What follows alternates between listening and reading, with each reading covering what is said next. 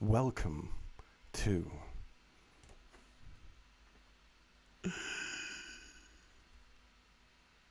the Burnout special. Yeah. But first, I feel some level of explanation might be a good idea. I'm going to switch screens with the power of my finger and have a look at that for a minute. I'm not going to bore you by playing it because you can find it on my YouTube channel. But what it is part A of a 26-part project that I'm calling Getting to Know Me A through Z. And part A was anxiety. And I had this amazing idea that I was going to film on the phone, while I was walking around, because I've made videos in the past that I called walk and talks, and I thought it would be the simplest way of getting back into the habit of creating. And as soon as I started walking around, I discovered that it was an incredibly anxiety-inducing project.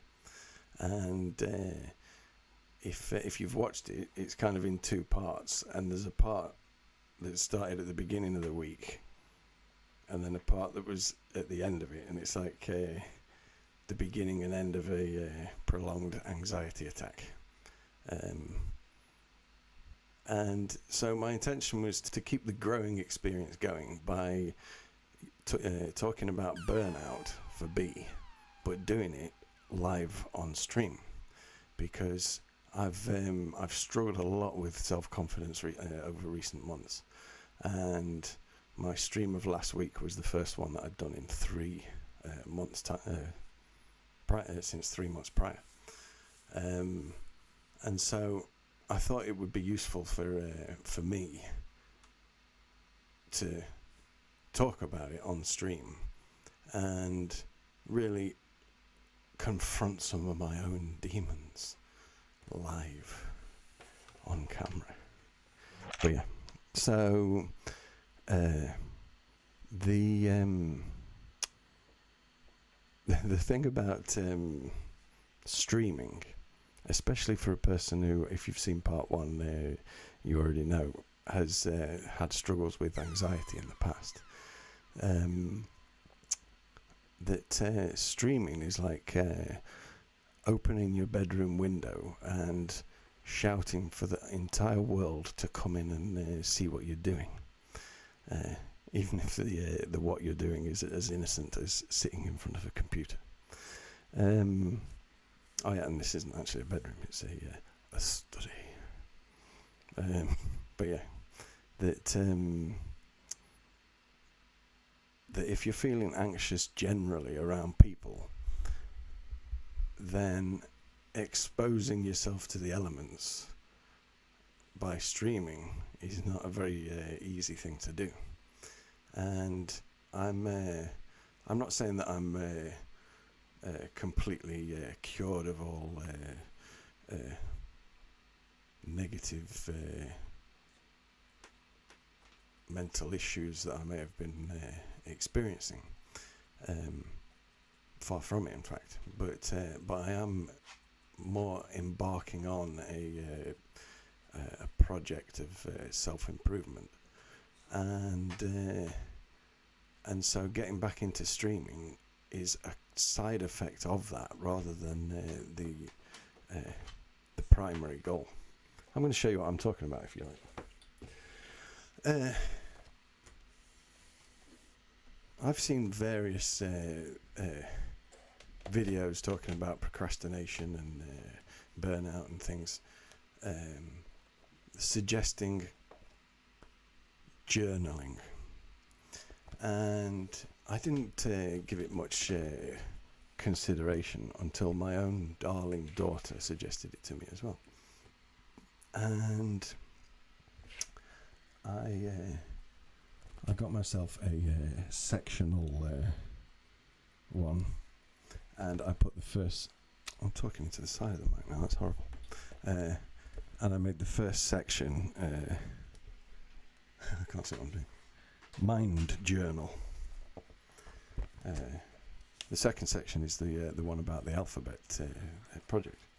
And as you can see, without letting you focus too much, I've been burning out page after page of running commentary, and been quite pleasantly surprised at the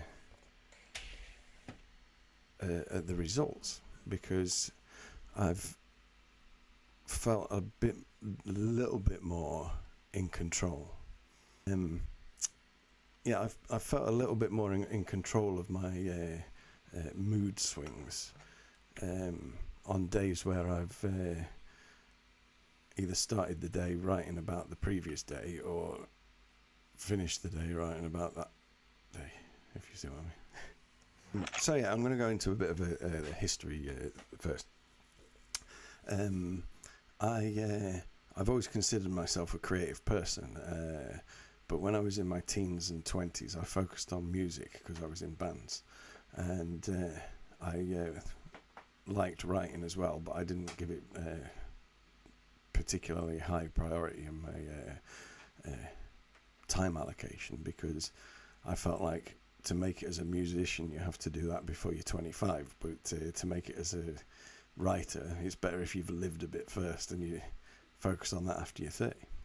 So after hanging up the guitar on the wall, it didn't look as good as this.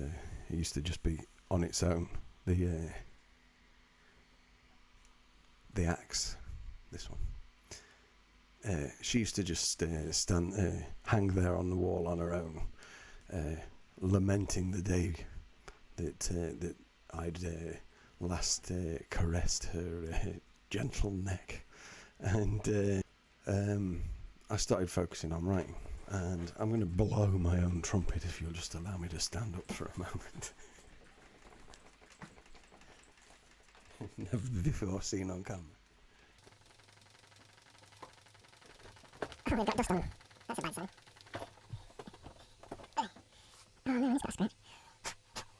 My guy's covered in dust. I feel terrible. I can't show that on camera. Okay, I always keep my handkerchief. So. This was my first novel. It's called Apocalypse.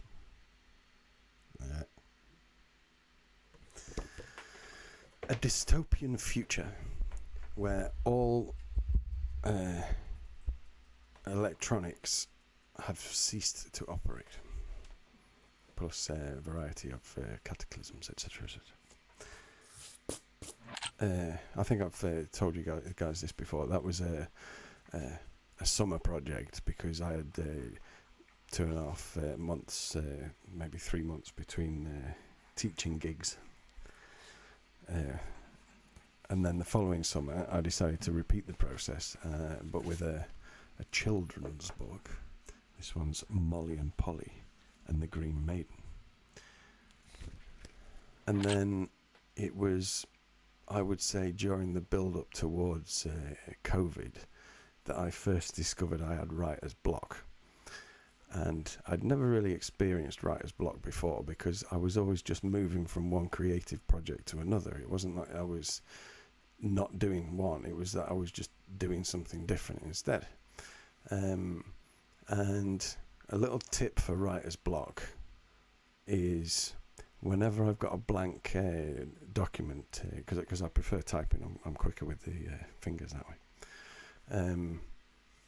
Although for journaling I do like it better with the pen, because it's more kind of physical contact with the page. Sorry.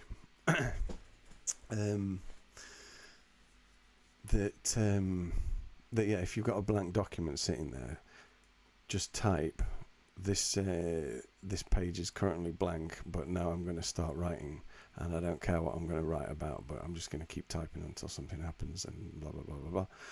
And usually for me that would be enough to get me flowing, and then I could write something, and if I ever wanted to go back to it I could delete that intro and clean it all up, you know. But yeah, so the writer's block that persisted throughout the entire COVID lockdowns.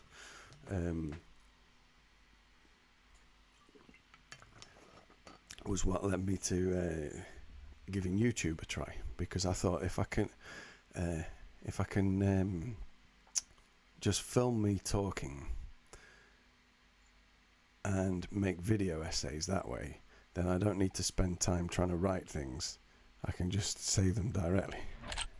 Yeah, I got distracted from that when I started on Twitch. And my initial idea with Twitch was to keep making the football content, but streaming it live on Twitch and then using the videos into YouTube.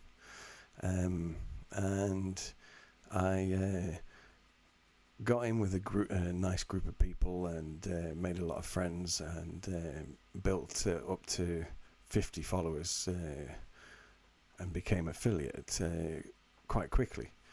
But then after getting to affiliate, my motivation levels started to drop, and then the procrastination levels started to go up, and it's, you know, the old diagrams that big X across the screen, because it's like do nothing. If the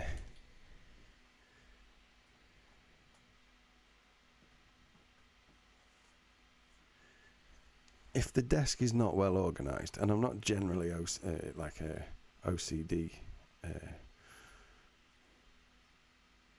but maybe a little. I mean, I do like to straighten things if they're at random angles. But yeah, a messy desk is a messy mind. And if I'm sitting here with the computer in front of me, and I've got a choice between picking up the controller and playing Fortnite, or turning on the second laptop to be able to monitor the stream and putting the right thing on the right screen to be able to play the game, and you know, all of that kind of stuff. Way too many distractions when you're stuck in procrastination mode. And yeah, and going back to the this little big notebook, it was starting to journal that made me feel confident enough to take on the A to Z project, and it was planning the A to Z project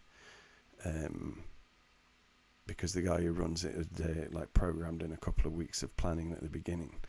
That most of my creative projects in the past have started quickly because it's like a burst of inspiration, and this one led up to it. It was like 2 weeks of thinking about it, and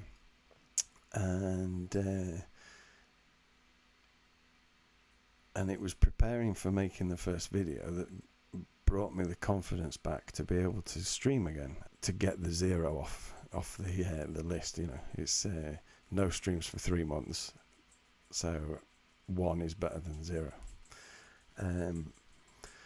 But then making the video for anxiety, I thought if I'm going to be making a video every week, I can stream occasionally at other times during the week as well, just for fun. And that was what had been missing when I was going through the burnout stage, was that it didn't feel like fun anymore. It's like when you're thinking about what is your motivation for doing something, it's very easy to think about time equals money, and how much time am I dedicating to something in relation to how much am I getting paid for doing it. And that isn't how creativity works, that's how capitalism works. And so I decided to take some of the pressure off myself by doing a better job of my day job, which is teaching, and having more of a creative output with my free time by just making things more comfortable to be able to be more creative. So yeah, in a way, this is like a chat about burnout, but it's also a promise to self and to you guys as well, that I will be around a bit more, at least more than once every 3 months, anyway. But yeah, I think I've reached a good point to call upon my Viking hordes. Ladies and gentlemen, grab your longboats. We're off on a raid.